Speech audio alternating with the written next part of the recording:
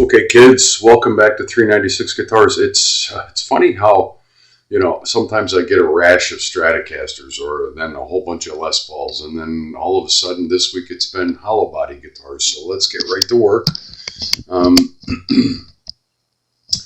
ES335 Epiphone, pretty nice little guitar. Having trouble seeing today. Yeah, it's an ES335. We're doing a restring and a setup, but a couple of things I noticed right off the bat that I'm not crazy about. The string action is really, really high, and there's too much relief in the neck. So sometimes I will. I've already measured that stuff, so I'm just telling you it's around almost 8/64 and 7/64. That's just almost twice as tall as it needs to be. I'm going to do some pre-adjustments on this because I want to check something and get the action down, the neck relief set and the action down for the strings that are already on it. Even though we're going to heavier gauge strings, and the reason I'm doing this before I change it is because I want to make sure. Something else I noticed was I felt like the action here at the first fret is really high, and to check that we need to make sure those other two adjustments are set. And when I say really high, it's like it's barely touching a 23. And to me, that's the high end of where it needs to be. It's not even hitting 23. The only one is the high E. The B is missing. The G is missing. So normally where I would be is between that measurement and 20. I like 20 on a guitar on the bass side. 3 strings, and then closer to 12 if the instrument will bear it a little bit lower, but usually I set them at 12. So I want to get all those adjustments done first, and check that again, because it could be that the string action and the neck relief and the string action being so high can affect that. Okay. And that's why I want to double check this. I don't want to go right to, stringing it and cutting nut slots until I know that my settings are where they need to be. So it was forced. This is really odd. It was forced into relief. So somebody is trying to make, again, it makes me question, why would somebody have the relief set all the way to where there's too much relief in it. Usually because some guitar tech somewhere that didn't know what they were doing was trying to compensate for something and doing it incorrectly. That's why I always ask these questions. I want to know.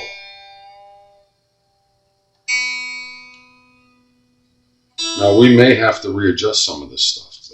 After we put the other gauge strings on, it's going to get flat wounds. Again, I won't do a string change and put flat wounds on for 6 months, and then all of a sudden I've had 2 or 3 of them in the shop this week. So you never know.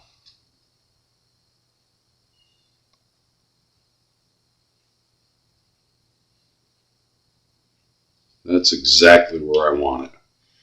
Before, the feeler gauge actually fell right through. It had way too much relief in it. Now, when we look down it and measure it, we can see noticeable relief in it, just enough to detect by the eye, and the feeler gauge confirms that, yes, that's where we want it. None of this tapping and, this monkey business just doesn't do it for me. I want to know where the neck relief is. I say that all the time, especially recently, because I've seen some people doing that, and I call them out on it all the time.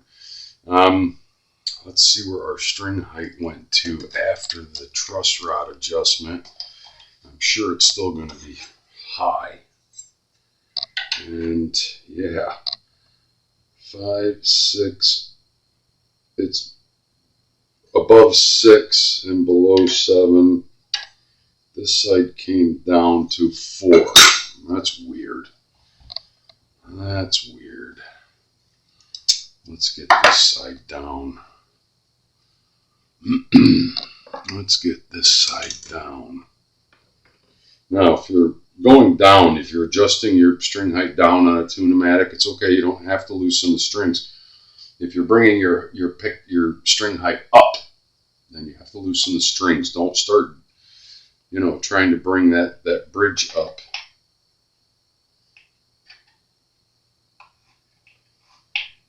With string tension on it.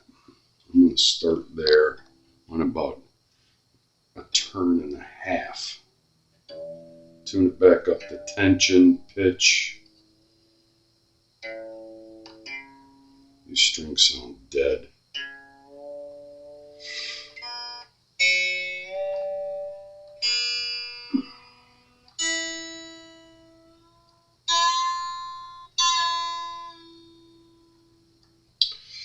And check again. Let's see where we're at.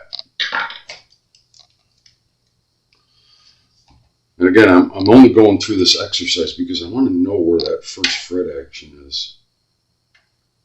I can live with that. It's a good guess. I disappeared the 5/64ths. And we're at 4 there. I'm going to bring that up just a little bit. Because I really want to measure this up here and get a good accurate idea where it is.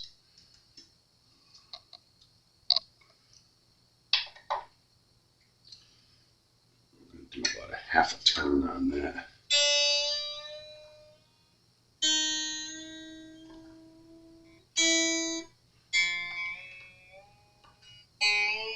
I'm just using a headstock tuner on this right now, just so I can get an idea where we're at.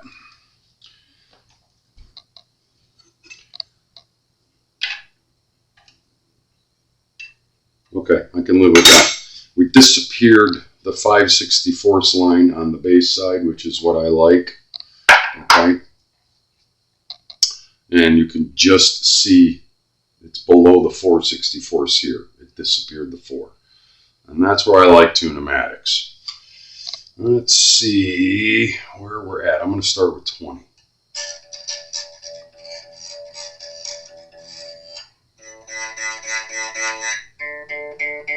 So the D slot is too tall.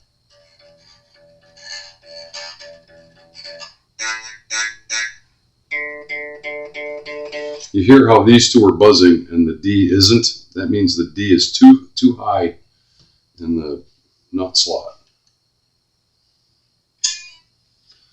Let's start at 12 and see what it says.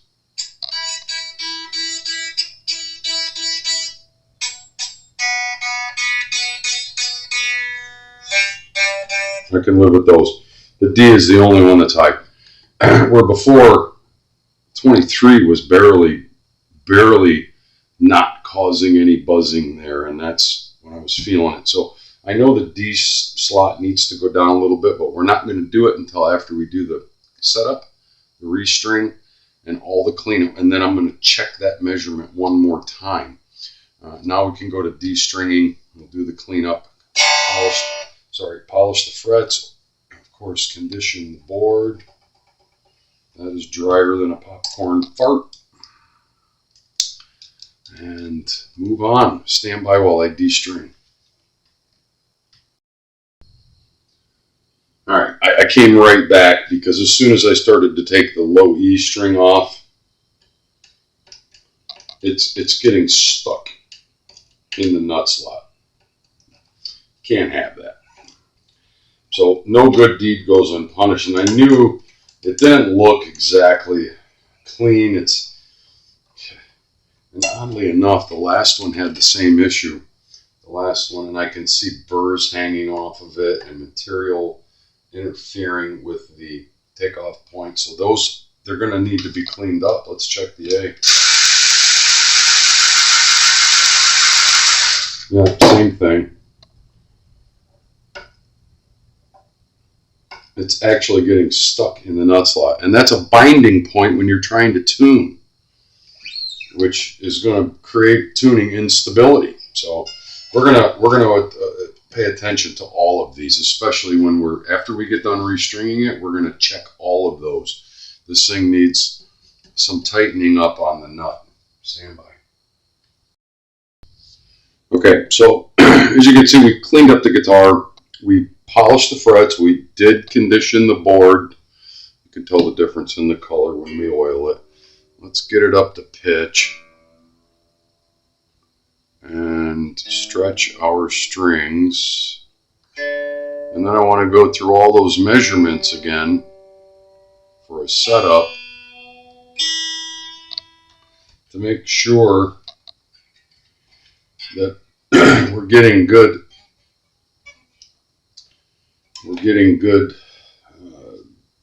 movement over the nut. I did lube all the saddles. Okay, I lubed these three, the high E, B, and G, because these three are going to need some work. The low E, the A, and the D.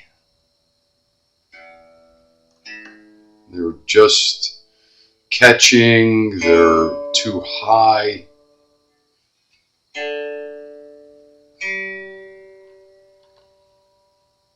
And we're going to illustrate that in a moment. And we went from, I believe there were 10s on it before, 46 to 10. We went from 46 to 50, and then from 10 to 11. So, of course, we have to check and make sure that everything, all things being equal, different string gauges will put different tension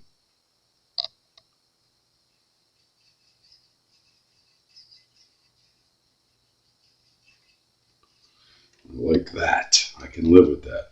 Different string gauges will put different tension on the neck, and it can change your neck relief. So don't assume. All right.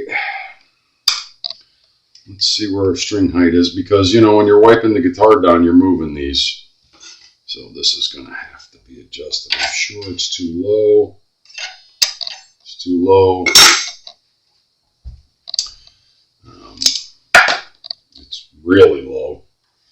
So we have to bring the bridge up. You can guess at that. Sometimes I get close when I have the bridge off and I'm cleaning the body, but it's a pretty critical adjustment, getting the string height exactly right before we start addressing nut, first fret action, nut depth, what have you. I can tell you we're going to have to come up now considerably.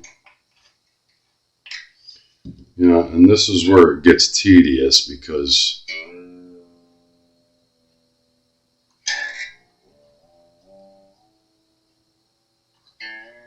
when you're bringing the string action up, as I said before, you have to loosen the strings. Don't try to jack that thing up with string tension on it. All you're going to do is break something, namely a string.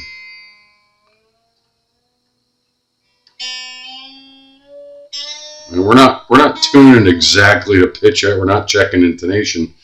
We're just checking string height. And that's got to be the next thing. I love it. Yeah. That was a good guesstimate. That one's still low. So loosen the treble side down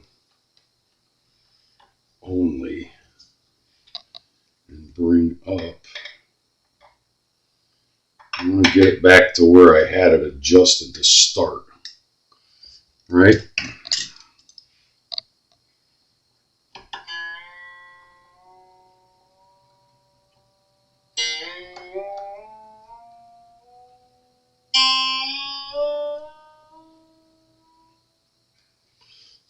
Adjust. Always be tuning. Check your work. You just show on the 4/64ths and disappearing the 5/64ths line. That's exactly where we want our string height. Now, excuse me.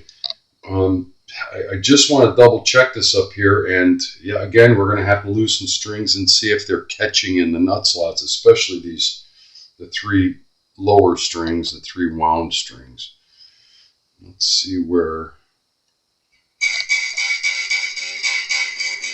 I like that. The A is too high. That's a 20 thousandths. Okay. If I put a 23 in there,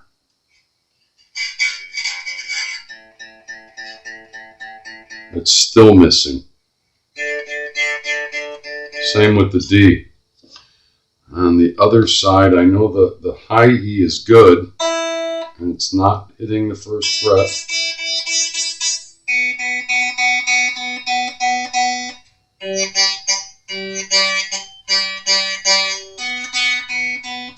The B is borderline. So I know I have to lower these 3.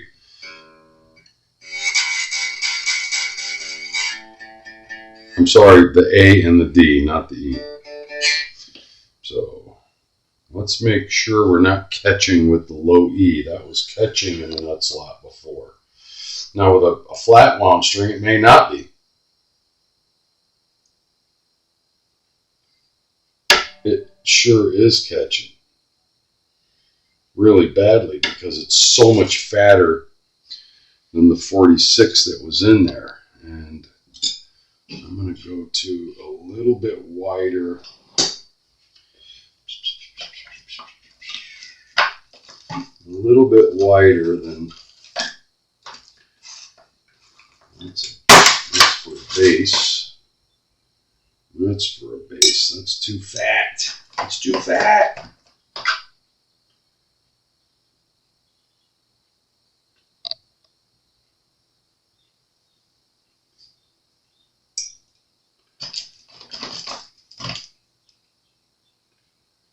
We have a 45 and an 85. 65 is too fat. We're going to have to stay with the 46 because I don't have a 50. That's all right. All I'm trying to do is to widen the nut slot. I don't necessarily want to go lower with the low E, but I want to widen it. And man, it's so weird how history repeats itself. The last video I had to do this. So basically what we're doing is we're tilting side to side. We're not cutting it down.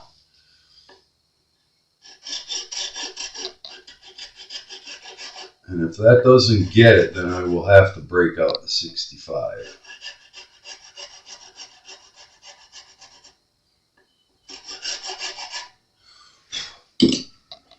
And then check your work. That's all it took. That's all it took. Now that string is moving freely in the nut slot. And I can put some lube in there now.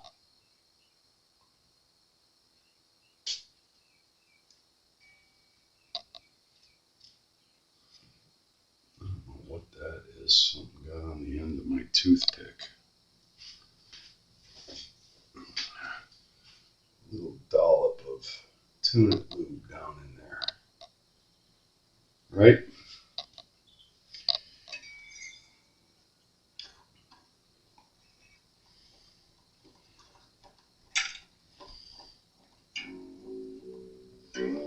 Now we can tune this up to pitch and check. Make sure we didn't go too low.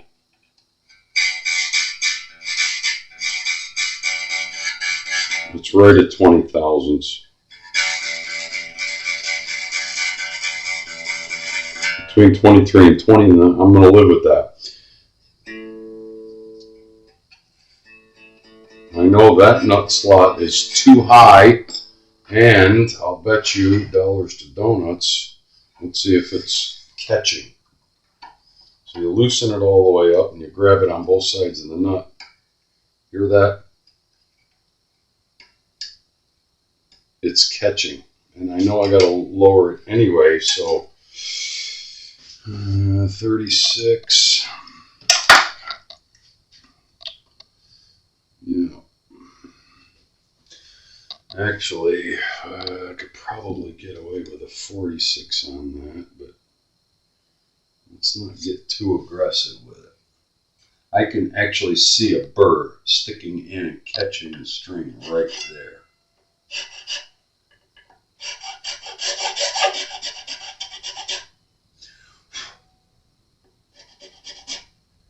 And then move over to the 36 to get the last little bit down in the bottom.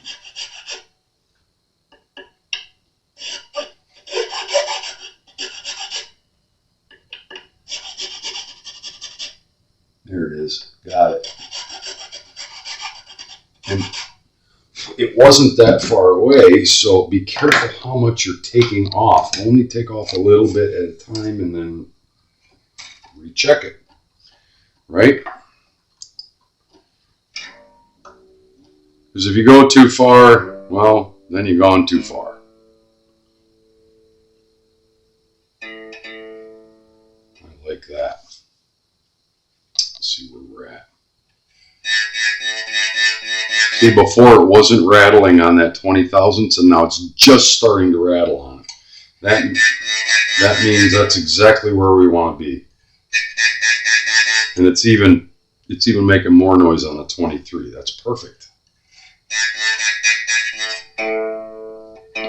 And it's not rattling open. Tuned to pitch with the neck relief set and the string height set. So stand by while I finish the D. The D is the same operation. I just want to save a little bit of time so I can finish the setup in this video. So just to confirm what we did, it was the low E, A, and D. The D was too high. The A turned out with these strings it was too high. And they were getting, also the E and the A were getting stuck in the nut slot. So we fixed that, and we're perfect. We're not buzzing open with the correct relief and the correct string height, and they're not getting hung up there. I also finished putting a little bit of lube in there. I already wiped that off. I wiped off the bridge, any excess that was there.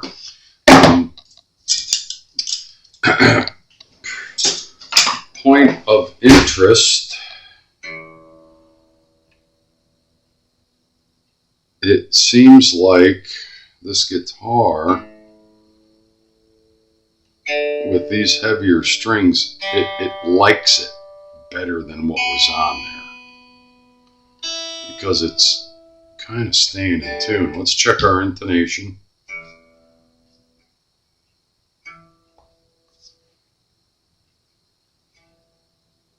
Dead on. Usually they get this right.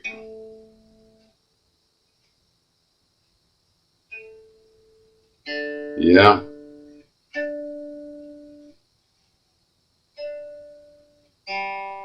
And I know there's a guy watching out there. He's made comments about,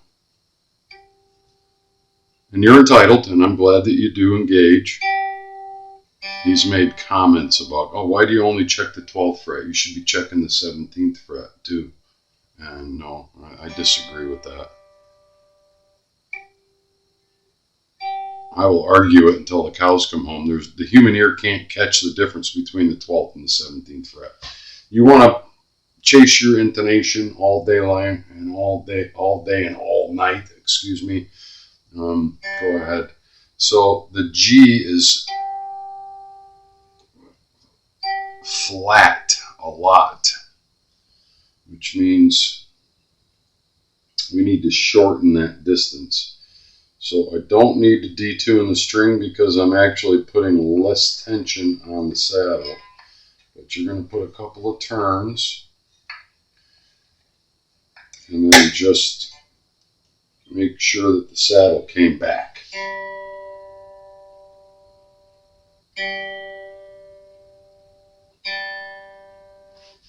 Check your work.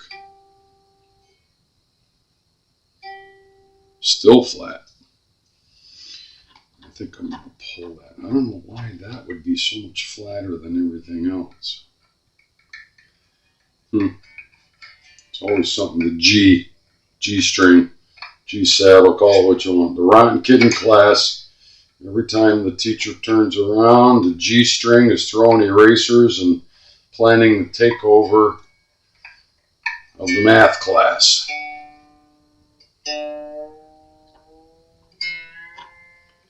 It's one of those cosmic questions. Why is it always the G that goes out of tune or won't agree? I have a theory.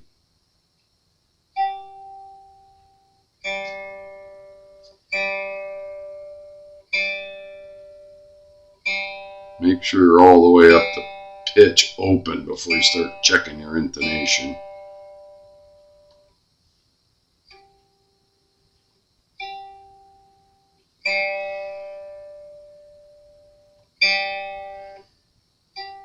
I can live with that. B.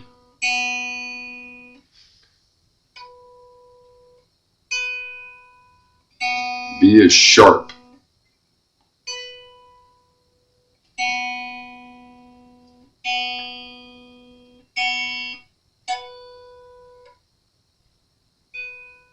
Yeah, B is a little sharp. That one, I have to go back. The G had to go this way. Intonation is the distance between this string point and this string point. If it's sharp, that means the distance is too close. That means you have to pull the saddle back to get intonation.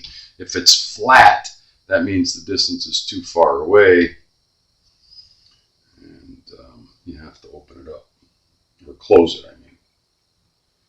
This particular one, it is sharp slightly.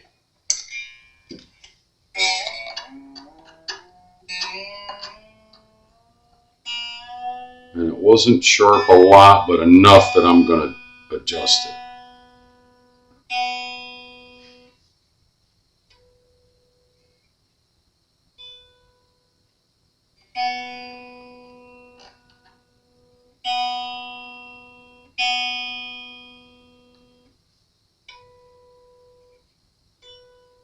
Perfect.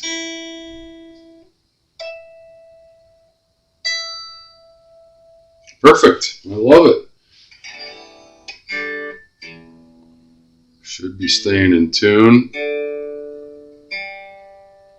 So the last thing I'm going to do is recheck our adjustments as far as neck relief, string height, and then we're going to adjust the pickup height. I already checked to make sure we have clearance from the strings from the stop bar over the bridge, and we're good there. And of course, we addressed everything that was going on up here with the nut. And that's part of a setup. I mean, if your guitar tech isn't doing that, then he's not paying attention to some of the most critical stuff. All right, neck relief, 12 thousandths at the 7th.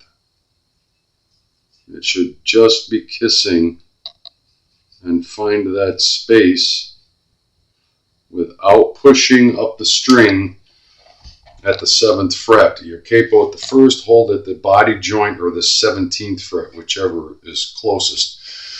And your feeler gauge should just slide in there between the top of the fret and the bottom of the string. And it should just kiss that. And if it's pushing the string up at all, stop and adjust your neck relief, right? And then, you know, we'll go through that process again.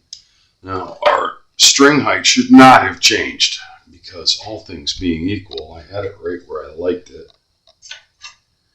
It is disappeared the 5/64 line, and it is just above. I mean, it's just showing the 4/64 here and just showing 5/64 here.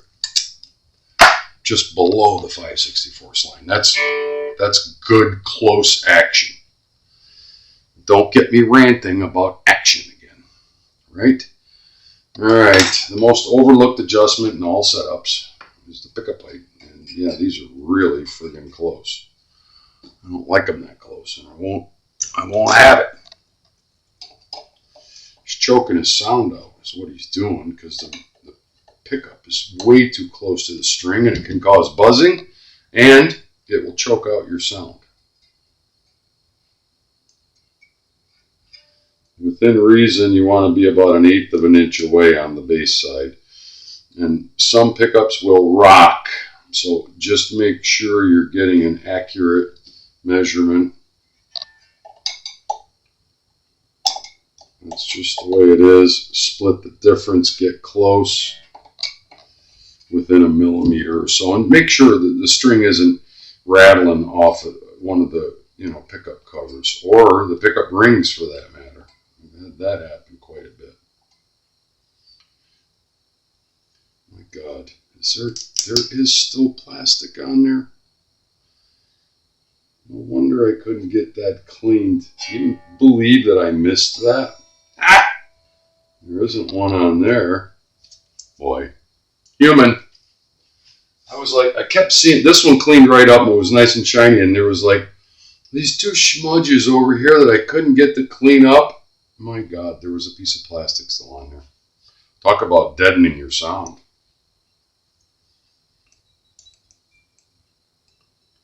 Look, in my defense, I was at the eye doctor today, and they love to put that crap in your eyes that dilates your pupils.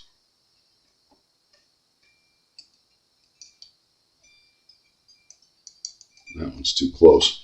So, it was several hours ago. My eyes are almost back to normal, but maybe that's why I missed it. That's funny. That's one for the books. Some troll out there will go, "You call yourself a guitar tech? Can't even see the plastic on the pickup." We're there. I love it.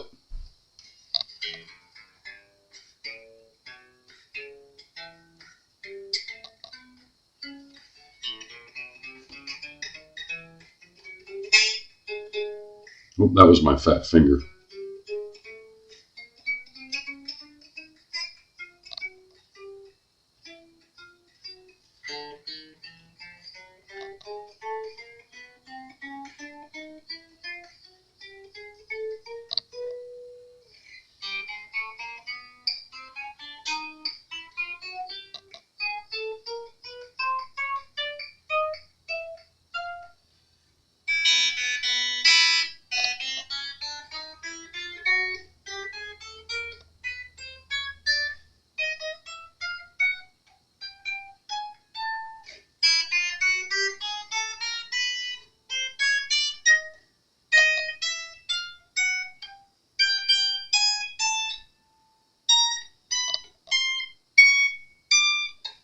I love it.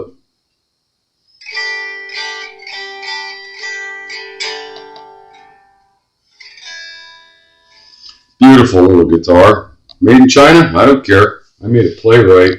We fixed a few problems from manufacturer, and the player probably wasn't even aware of it, but now when he plays it, these strings are all at the same where they're supposed to be. And if you got an errant string that's too tall up here, it can affect the way you finger. And not only that, if it's too tall, you can actually pull it out of tune when you are fretting a note up here. Yeah.